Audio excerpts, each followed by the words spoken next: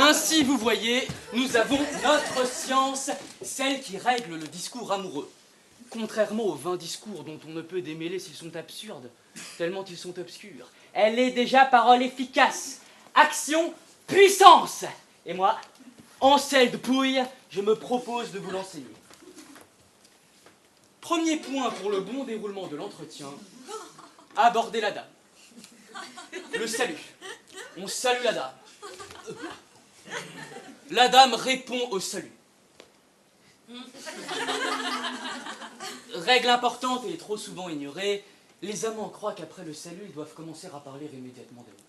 C'est une grave erreur. Quand l'homme a salué la femme, il doit laisser s'écouler un certain temps, afin que celle-ci, si elle le veut, parle d'abord.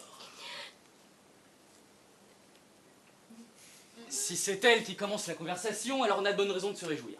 C'est bon signe, et en plus cela fournit le sujet de conversation. Mais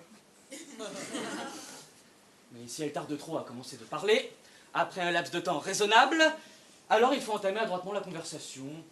Le mieux est de dire quelque chose de plaisant, qui la fasse sourire, faire l'éloge de sa province natale, d'elle-même.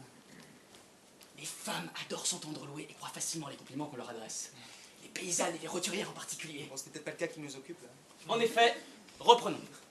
Entrer en matière qui ne peut échouer. En vous donnant forme, l'être divin ne pouvait créer d'œuvre plus aboutie.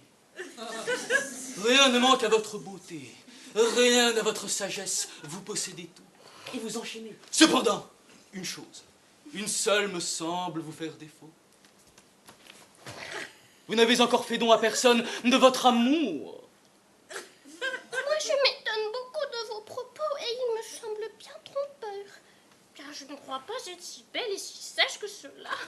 Vous me vantez trop pour être sincère et tout ceci me paraît mensonger. Ne pas paniquer, c'est normal. Ce qu'il faut, c'est lui démontrer que c'est justement la preuve de votre amour.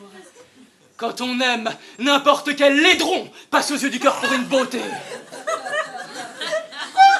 Oui!